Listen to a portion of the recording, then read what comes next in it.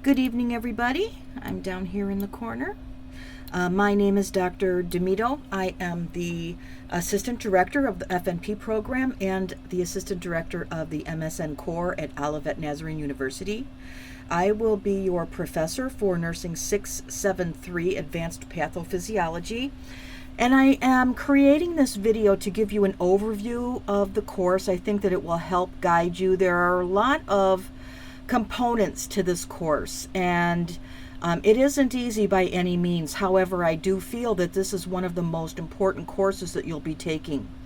I know that we may have some clinical leadership and education students in our class as well, so I apologize if I become too FNP focused.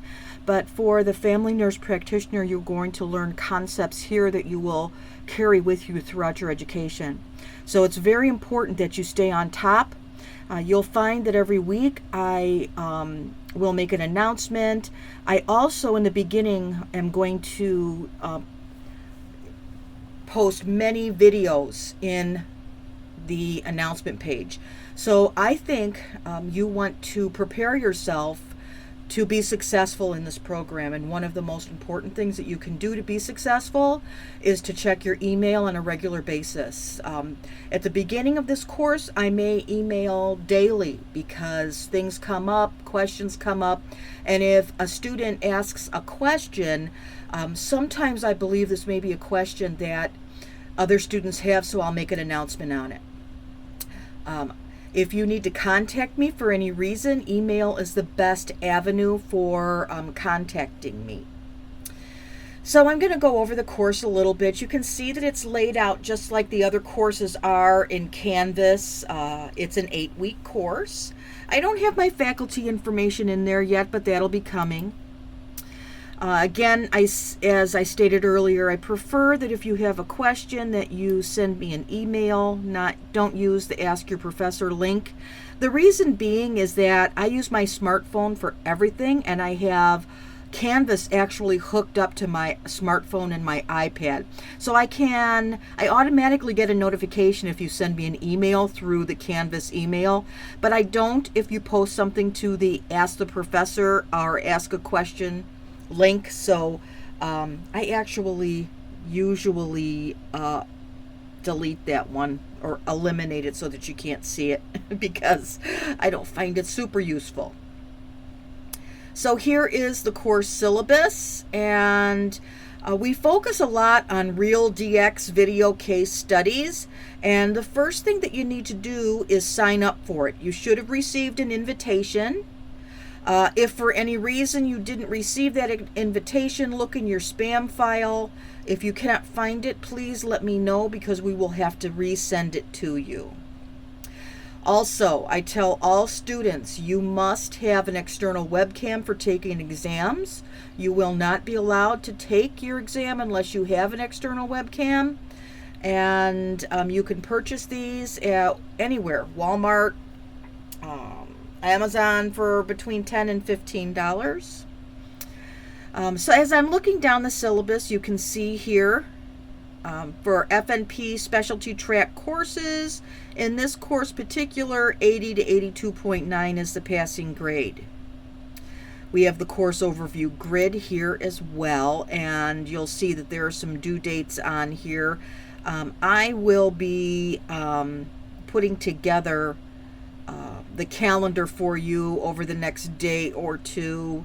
I like to use the calendar. I think that it is a little easier for you to see and recognize when assignments are due.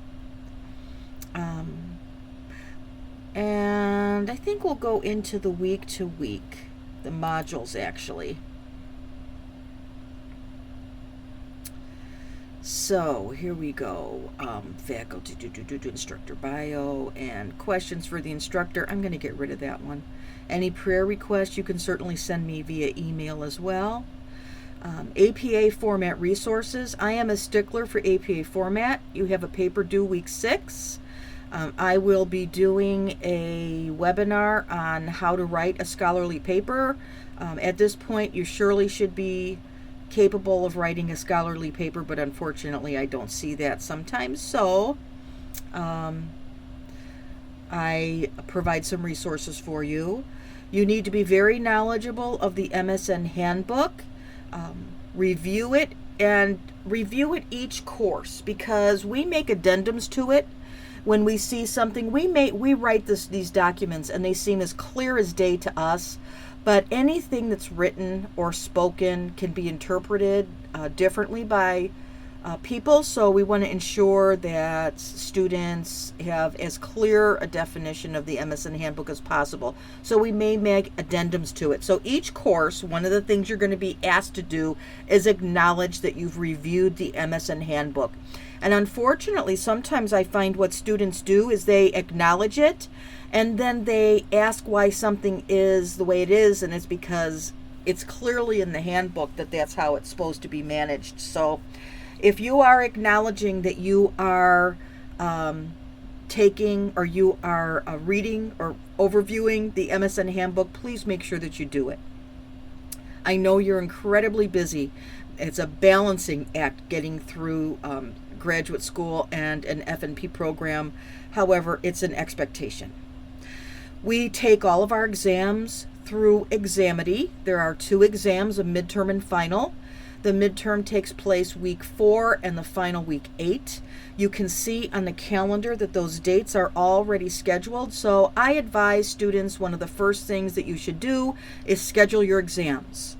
We do not reschedule exams unless there has been a life-changing event that has occurred that will make you unable to take your exam. You have enough advanced knowledge to try and find somebody to cover for you for work, and you have 2 days and multiple options of times to choose from. We very rarely will reschedule an exam. Additionally, you must have an external webcam. As I've said before, if you do not have an external webcam and you go through the process, they will not let you take the exam and you will not be allowed to reschedule it.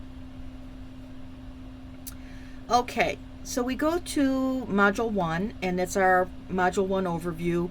We start out with self-defense and cellular proliferation cancer. Most courses, most Patho courses start with this cellular level. Now, Patho at this level in graduate school is different than the Patho you took in undergrad. You learn about the disease process and how disease develops from the cellular level.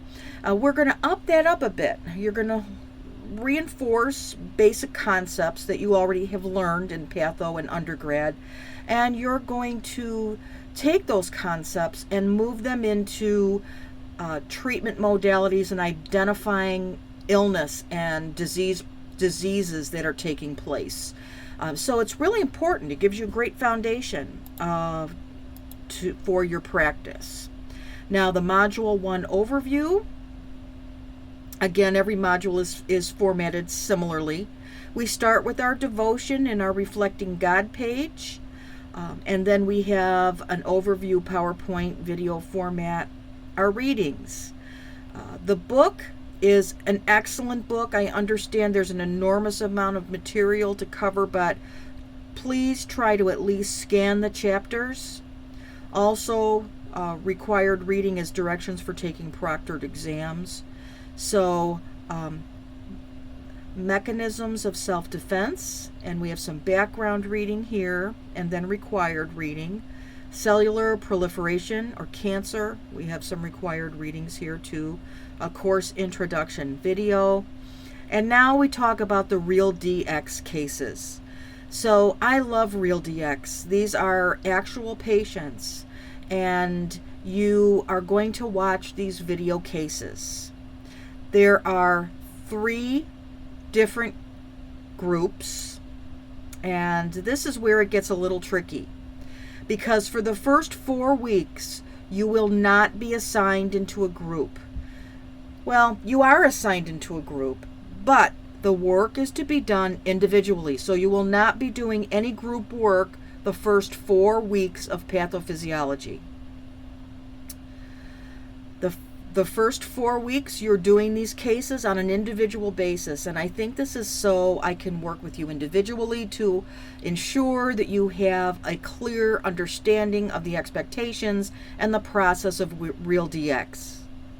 Now, I did put you in groups because you need to know what group you're assigned so that you know which case studies you're looking at.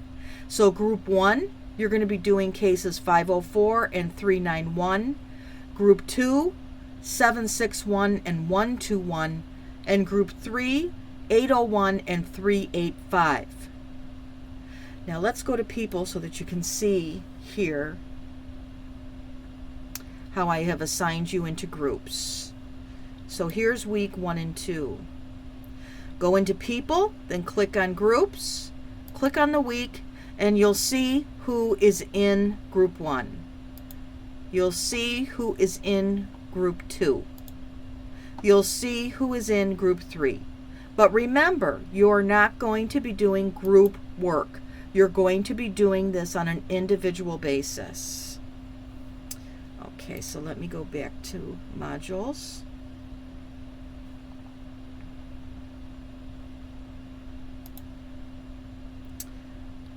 Okay. Whoops. I went too far.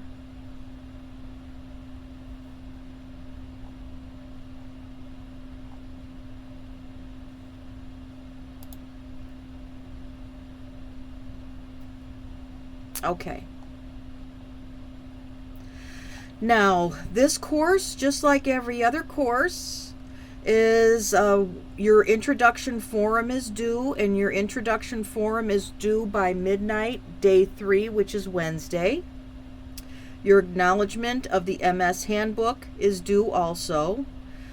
Individual case study discussion forum according to assigned groups, and we'll talk about that a little bit. And the time estimation quiz. This is a quick quiz that you'll be doing, and we need this. You don't get any credit for it. Essentially what it is it's for our certifying bodies to ensure that our coursework has the bulk needed to be considered a graduate level course. All right, so I'm going to click on week 1 and 2. So you know by Wednesday you have to have that discussion forum, introduction forum done. Okay, so let's read through this.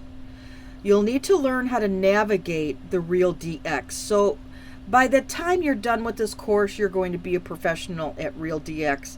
But for now, you may feel awkward, so remember your case numbers are here, and you'll input those, and then you'll get the case.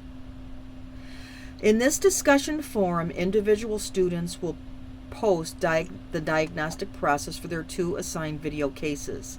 So these 2 cases we actually will be working on for 2 weeks, and we do different pieces each week, and so you'll feel more comfortable with the process as you start to get into it.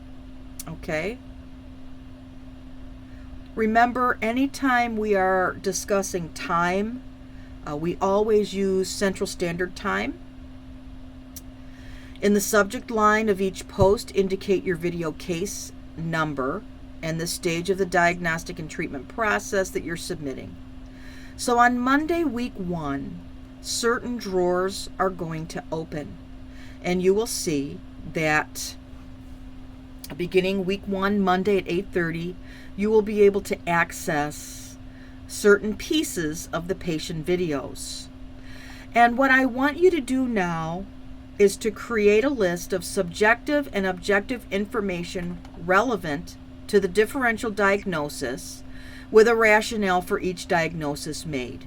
Now, this might seem awkward, but it's very important, and I'm going to give you some videos to watch to help you identify subjective versus objective and how to develop a differential diagnosis. So each individual student will post a differential diagnosis including subjective and objective information from the patient video and the assessment data.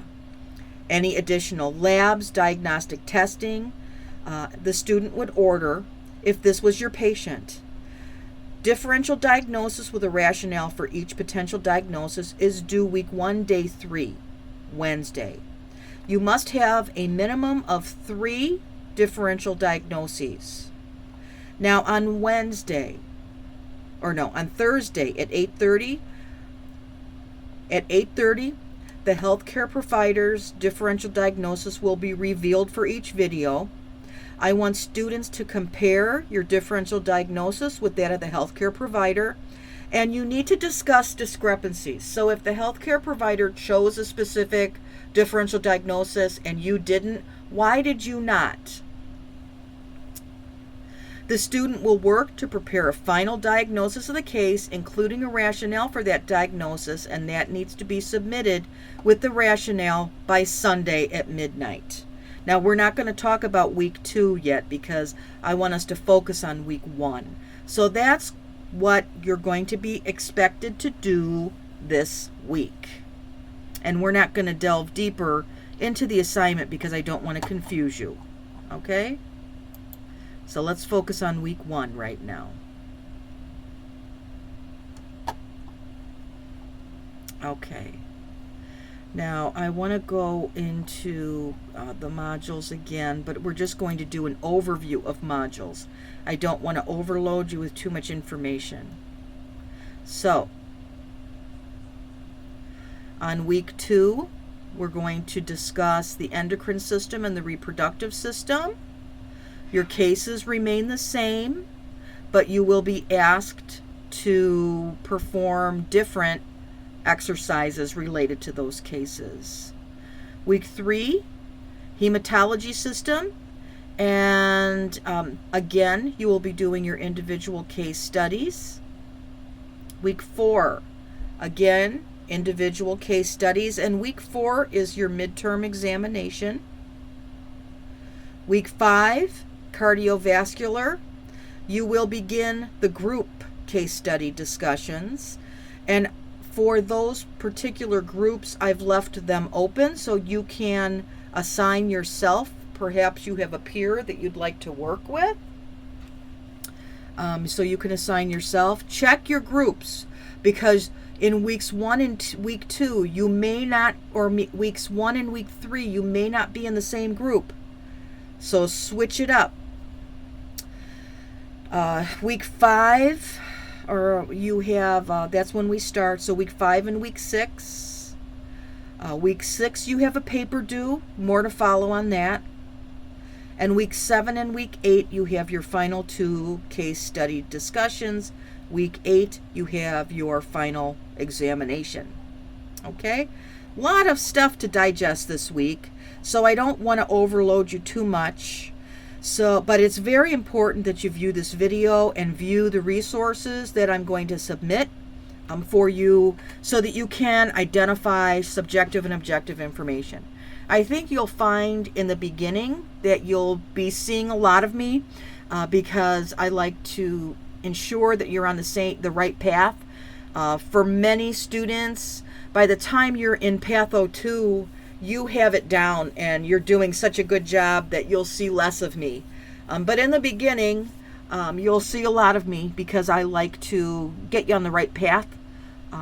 Essentially, what you're going to be learning is how to develop SOAP notes. As a nurse practitioner, this is how you are going to formulate your your documentation. And it's a method of putting your documentation together to help aid in the diagnosis and treatment plan for your patient. Nurse practitioners, this is how we work in the diagnostic process. Now, you are all in that process of